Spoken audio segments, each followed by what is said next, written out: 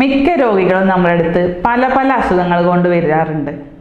തലവേദന, പനി, വിട്ടുമാറാത്ത ഇൻഫെക്ഷൻസ്, സന്ധിവേദന, പിന്നെ കുട്ടികൾക്കാണെങ്കിൽ ക്ഷീണം, പഠിക്കാൻ ബുദ്ധിമുട്ട്, പെട്ടെന്ന് ഉറക്കം വരിക, ഇത്തരം പല പല അസുഖങ്ങൾ കൊണ്ട് അല്ലെങ്കിൽ ലക്ഷണങ്ങൾ കൊണ്ട് വരാറുണ്ട്.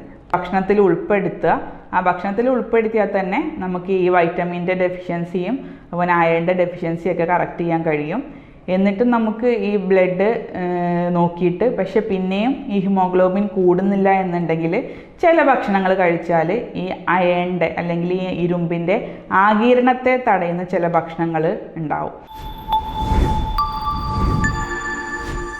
ഹലോ ഫ്രണ്ട്സ്, ഇന്ന് മിക്ക രോഗികളും നമ്മുടെ അടുത്ത് പല പല അസുഖങ്ങൾ കൊണ്ട് വരാറുണ്ട്. തലവേദന, പനി, വിട്ടുമാറാത്ത ഇൻഫെക്ഷൻസ്, സന്ധിവേദന, പിന്നെ കുട്ടികൾക്കാണെങ്കിൽ ക്ഷീണം, പഠിക്കാൻ ബുദ്ധിമുട്ട്, പെട്ടെന്ന് ഉറക്കം വരിക, ഇത്തരം പല പല അസുഖങ്ങൾ കൊണ്ട് അല്ലെങ്കിൽ ലക്ഷണങ്ങളും കൊണ്ട് വരാറുണ്ട്. പക്ഷേ ഇത്തരം അസുഖങ്ങൾക്ക് നമ്മൾ ഓരോന്ന് ചികിത്സിക്കുകയാണെങ്കിൽ അത് പല പല മെഡിസിൻസ് ആയിരിക്കും അതിൽ വരിക. പനിക്ക് പാരാസെറ്റമോൾ, അല്ലെങ്കിൽ വേറെ തലവേദനയ്ക്ക് വേറെ പെയിൻ കില്ലേഴ്സ്, അങ്ങനെ ഓരോന്ന് അങ്ങനെ കൊടുക്കേണ്ടി വരും. അപ്പോൾ അങ്ങനെ നമ്മൾ മെഡിസിൻ എടുക്കാതെ ഈ ഒരു എല്ലാ അസുഖങ്ങളുടെയും പിന്നിൽ നമ്മളൊരു ബ്ലഡ് ടെസ്റ്റോ കാര്യങ്ങളോ ചെയ്ത് നോക്കിയാൽ ഒരു കോമൺ ആയിട്ടുള്ളൊരു പ്രശ്നം അവർക്ക് ഉണ്ടാവും. ഈ രക്തത്തിലുള്ള എന്തെങ്കിലും അഭാവങ്ങൾ, അതായത് നമ്മൾ അനീമിയ എന്ന് പൊതുവെ പറയും, അതായത് രക്തക്കുറവ് എന്ന് പറയുന്ന ഒരു കണ്ടീഷൻ. ആ ഒരു കണ്ടീഷൻ കൊണ്ടാണ് നമുക്ക് മിക്ക ആൾക്കാർക്കും പൊതുവെ ഇത്തരം ലക്ഷണങ്ങൾ കണ്ടുവരുന്നത്. അപ്പോൾ എന്താണ് അനീമിയ അല്ലെങ്കിൽ രക്തക്കുറവ്, അതെങ്ങനെ നമുക്ക് കണ്ടെത്താം, അതെങ്ങനെ എഫക്റ്റീവായിട്ട് നമുക്ക് ട്രീറ്റ് ചെയ്ത് മാറ്റാം എന്നുള്ളതിനെക്കുറിച്ചാണ് ഞാനിന്ന് പറയാൻ പോകുന്നത്. ഞാൻ doctor Shahala CH, doctor Basil Soumya hospital, Pandikkad, Malappuram ജില്ല. അപ്പോൾ നമുക്കറിയാം, നമ്മുടെ മിക്ക കുട്ടികളും നമ്മുടെ അടുത്ത് വരുമ്പോൾ പറയാറുണ്ട്, ഡോക്ടർ ഈ കുട്ടിക്ക് പഠിക്കാനുള്ള നല്ല ബുദ്ധിമുട്ടുണ്ട്, കുറച്ചു നേരം പഠിച്ചു കഴിഞ്ഞാൽ അവന് മടുപ്പ് വരികയാണ്, പെട്ടെന്ന് ഉറക്കം വരികയാണ്. ചില സ്ത്രീകളാണെങ്കിലും തന്നെ ഒരു ഉന്മേഷക്കുറവ്, ഉറക്കക്കുറവ്, ഉറങ്ങാൻ കിടന്നാൽ തന്നെ ഉറക്കം ശരിയായി കിട്ടാത്തൊരവസ്ഥ, പ്രായമായവരിൽ സന്ധിവേദന എന്നിങ്ങനെ പല പല ലക്ഷണങ്ങളുമായിട്ടാണ് ആൾക്കാർ വരാറുള്ളത്. അപ്പോൾ ഞങ്ങൾ ആദ്യം തന്നെ പറയുന്നത് ഒരു ബ്ലഡ് ടെസ്റ്റ്, ഒരു റുട്ടീൻ ബ്ലഡ് ടെസ്റ്റ് നമുക്ക് ലാബിൽ പോയി ഒന്ന് ചെയ്ത് നോക്കാം. അപ്പോൾ അതിൽ നമുക്ക് കാണാം ഒരു ഹീമോഗ്ലോബിനോ RBC എന്തെങ്കിലും ഒരു കുറവ് അവർക്ക് ഉണ്ടാവും. അതിനെയാണ് നമ്മൾ പൊതുവെ അനീമിയ എന്ന് പറയുന്നത്.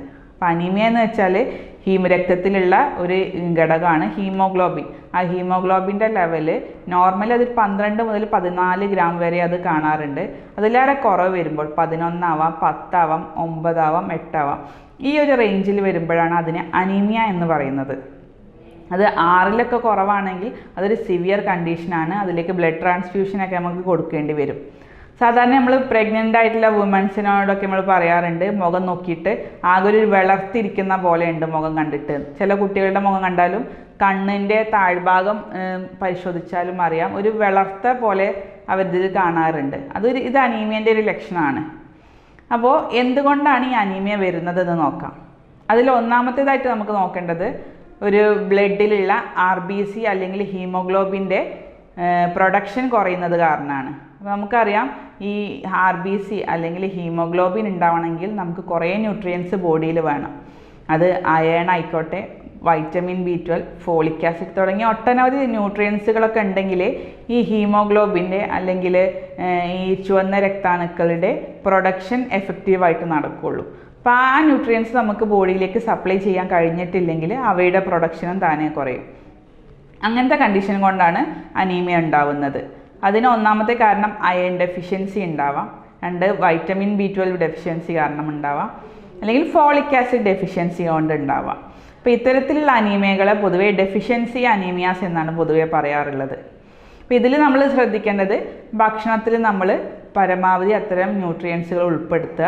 അതായത് ഇരുമ്പടങ്ങിയ ഭക്ഷണങ്ങൾ, വൈറ്റമിൻസ് അടങ്ങിയ ഭക്ഷണങ്ങൾ കൂടുതൽ ഡയറ്റിൽ ഉൾപ്പെടുത്തി കഴിഞ്ഞാൽ ഇത്തരം അനീമിയകൾ നമുക്ക് ചെറുക്കാനാവും.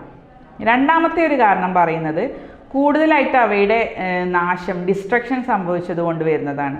നമുക്കറിയാം, ബോൺ മാരോയിൽ വെച്ചിട്ട് ഈ ചുവന്ന രക്താണുക്കൾ ഉണ്ടാവുകയും പിന്നെ അവയുടെ ലൈഫ് സ്പാൻ ഒരു ഷോർട്ട് പീരീഡ് കഴിഞ്ഞാൽ അവർ താനെ സ്പ്ലീനിൽ വെച്ചിട്ട് നശിച്ചു പോവുകയാണ് ചെയ്യുന്നത്.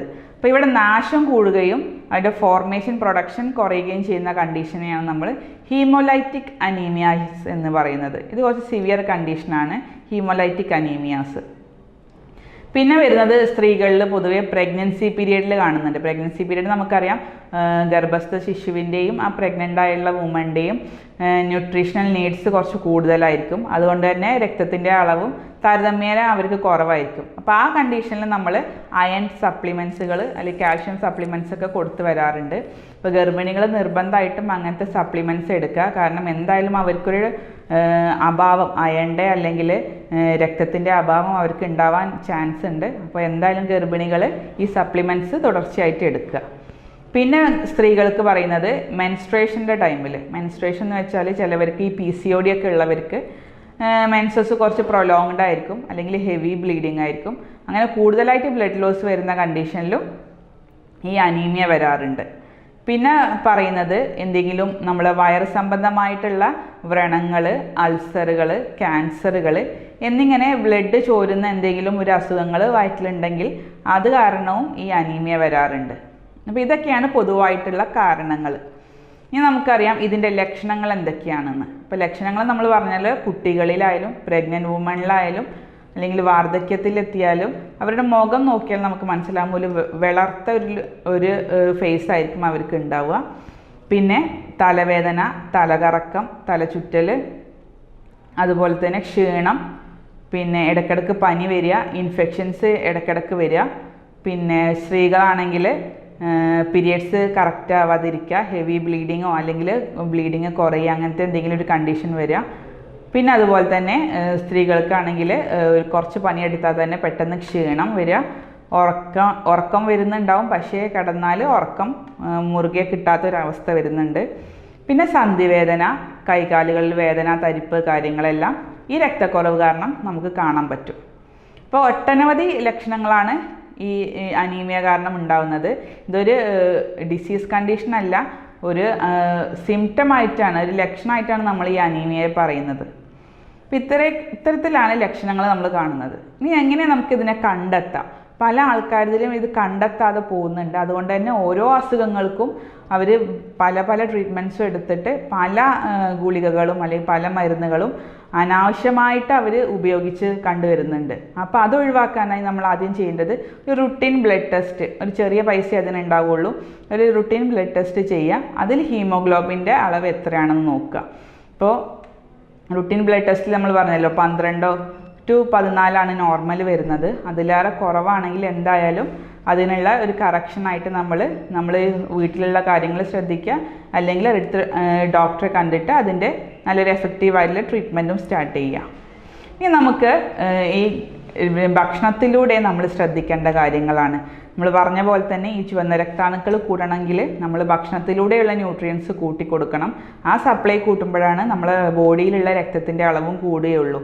അതിന് നമ്മൾ ആദ്യമായിട്ട് ശ്രദ്ധിക്കേണ്ടത് ഇരുമ്പടങ്ങിയ ഭക്ഷണ പദാർത്ഥങ്ങൾ കൂടുതൽ കഴിക്കുക. അതിന് എക്സാമ്പിളാണ് നമ്മൾ ഡ്രൈഡ് ഫ്രൂട്ട്സ്, ഈത്തപ്പഴം, അതുപോലെ അണ്ടിപ്പരിപ്പ് പോലത്തെ ഡ്രൈഡ് ഫ്രൂട്ട്സിൽ ധാരാളം ഇരുമ്പടങ്ങിയിട്ടുണ്ട്. പിന്നെ നമ്മൾ ധാന്യങ്ങൾ, അതായത് രാഗി, ബജ്ര തുടങ്ങിയ ധാന്യങ്ങൾ ധാരാളം ഇരുമ്പടങ്ങിയിട്ടുണ്ട്. പിന്നെ പച്ചക്കറികൾ, ഇലക്കറികൾ മെയിനായിട്ട് ചീര, മുരിങ്ങ, അങ്ങനത്തെ ഡാർക്ക് ലീഫി വെജിറ്റബിൾസ്, നല്ല പച്ച കളറിലുള്ള ഡാർക്ക് പച്ച നിറത്തിലുള്ള ഇലക്കറികൾ കൂടുതൽ കഴിച്ചാൽ അതിൽ കൂടുതൽ ഇരുമ്പടങ്ങിയിട്ടുണ്ട്. പിന്നെ നമ്മൾ പാലുൽപ്പന്നങ്ങൾ, പിന്നെ അതുപോലെ മുട്ട, ഇവയെല്ലാം ഈ അയൺ കണ്ടൻറ്റ് ബോഡിയിൽ കൂടാൻ വളരെയധികം സഹായിക്കും. ഈ അയൺ കൂടിക്കഴിഞ്ഞാൽ ഈ ഇവയുടെ ഹീമോഗ്ലോബിൻ്റെ പ്രൊഡക്ഷനും കൂടും. ഇനി നമ്മൾ ശ്രദ്ധിക്കേണ്ടത് ഫ്രൂട്ട്സിൽ നമ്മൾ മാങ്ങ വളരെ നല്ലതാണ്. മാങ്ങയുടെ തൊലിയിൽ നല്ലോണം ഈ ഒരു അയൺ കണ്ടൻറ്റ് ഉണ്ട്. അപ്പോൾ നമ്മൾ മാങ്ങ കഴിക്കുമ്പോൾ അതിൻ്റെ തൊലി കളയാതെ തന്നെ മുഴുവനായിട്ട്, നാടൻ മാങ്ങയൊക്കെ ആണെങ്കിൽ മുഴുവനായിട്ട് കഴിക്കാൻ ശ്രദ്ധിക്കുക. പിന്നെ നമ്മൾ പറഞ്ഞ പോലെ തന്നെ ഇത്തരം കാര്യങ്ങളൊക്കെ ഭക്ഷണത്തിൽ ഉൾപ്പെടുത്തുക. ആ ഭക്ഷണത്തിൽ ഉൾപ്പെടുത്തിയാൽ തന്നെ നമുക്ക് ഈ വൈറ്റമിൻ്റെ ഡെഫിഷ്യൻസിയും അതുപോലെ അയണിൻ്റെ ഡെഫിഷ്യൻസിയൊക്കെ കറക്റ്റ് ചെയ്യാൻ കഴിയും. എന്നിട്ടും നമുക്ക് ഈ ബ്ലഡ് നോക്കിയിട്ട് പക്ഷെ പിന്നെയും ഈ ഹിമോഗ്ലോബിൻ കൂടുന്നില്ല എന്നുണ്ടെങ്കിൽ ചില ഭക്ഷണങ്ങൾ കഴിച്ചാൽ ഈ അയണിൻ്റെ അല്ലെങ്കിൽ ഈ ഇരുമ്പിൻ്റെ ആഗിരണത്തെ തടയുന്ന ചില ഭക്ഷണങ്ങൾ ഉണ്ടാവും. അപ്പോൾ അത് കാരണമായിരിക്കും ഈ ഹിമോഗ്ലോബിൻ കൂടാതെ കിടക്കുന്നുണ്ടാവുക. അതിന് എക്സാമ്പിളാണ് നമ്മൾ കാൽഷ്യം അടങ്ങിയിട്ടുള്ള ഭക്ഷണങ്ങൾ ഇതിൻ്റെ കൂടെ കഴിക്കരുത്. നമ്മൾ അയൺ അടങ്ങിയിട്ടുള്ള ഭക്ഷണത്തിൻ്റെ കൂടെ തൊട്ടു പിന്നാലെ നമ്മൾ ഈ കാൽഷ്യം അടങ്ങിയിട്ടുള്ള ഭക്ഷണങ്ങൾ ഒരുമിച്ച് കഴിക്കരുത്. കാരണം കാൽഷ്യം കൂടുതലുള്ള ഭക്ഷണം കഴിച്ചാൽ ഇതിൻ്റെ അയണിൻ്റെ ആഗിരണം അല്ലെങ്കിൽ അബ്സോർപ്ഷൻ കുറയുന്നത് കാണാറുണ്ട്. അതിന് എക്സാമ്പിളാണ് പാലും പാലുൽപ്പന്നങ്ങളൊക്കെ തൊട്ട് പിന്നാലെ അതിൻ്റെ കൂടെ കഴിക്കരുത്. അപ്പോൾ ഇത്തരം കാര്യങ്ങളും കൂടെ ശ്രദ്ധിച്ചാൽ നമുക്ക് ഈ അനീമിയ നല്ലപോലെ കറക്റ്റ് ചെയ്യാനാവും. അതുകൊണ്ട് തന്നെ ഈ കുട്ടികളിൽ കാണുന്ന നമുക്കറിയാം പഠിക്കാനുള്ള മടിയൊക്കെ നമ്മൾ വിചാരിക്കും അവർക്കുള്ള മടി കാരണമാണ് എൻ്റെ കുട്ടികൾക്ക് ഇങ്ങനത്തെ പ്രശ്നങ്ങൾ വരുന്നതെന്ന് വിചാരിക്കുക. പക്ഷെ അതായിരിക്കില്ല, അവർക്കുള്ള ബ്ലഡ് കുറവ് കൊണ്ടായിരിക്കാം അവർക്ക് ഈ ക്ഷീണവും തളർച്ചയും ഉറക്കമൊക്കെ വരുന്നുണ്ടാവുക. അപ്പോൾ നമ്മൾ അത് പരമാവധി ശരിയായ രീതിയിൽ കണ്ടെത്തി അതിനുള്ള ട്രീറ്റ്മെൻറ്റ് നമുക്ക് അവർക്ക് കൊടുക്കുക. പിന്നെ പ്രഗ്നൻ്റ് ആയാലും നമ്മൾ ശ്രദ്ധിക്കേണ്ടത് ഈ അയൺ സപ്ലിമെൻറ്റ്സ് റെഗുലറായിട്ട് എടുക്കുക. കാരണം അത് കുട്ടീനെയും അതുപോലെ മദറിനെയൊക്കെ ബാധിക്കുന്ന ഒരു പ്രശ്നമാണ് ഈ അനീമിയ.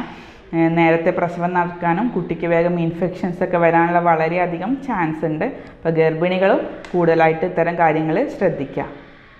അപ്പോൾ ഇങ്ങനത്തെയുള്ള ഉപകാരപ്രദമായിട്ടുള്ള വീഡിയോ നിങ്ങൾ പരമാവധി എല്ലാവരിലേക്കും എത്തിക്കുക. ഇത്തരം കാര്യങ്ങളിൽ എന്തെങ്കിലും സംശയങ്ങളുണ്ടെങ്കിൽ നിങ്ങൾക്ക് നേരിട്ട് വിളിക്കാവുന്നതാണ്, അല്ലെങ്കിൽ താഴെ കാണുന്ന വാട്സപ്പ് നമ്പറിൽ നിങ്ങൾക്ക് മെസ്സേജ് അയക്കാവുന്നതാണ്. അപ്പോൾ ഇത്രയും പറഞ്ഞുകൊണ്ട് ഞാൻ നിർത്തുന്നു. നന്ദി, നമസ്കാരം.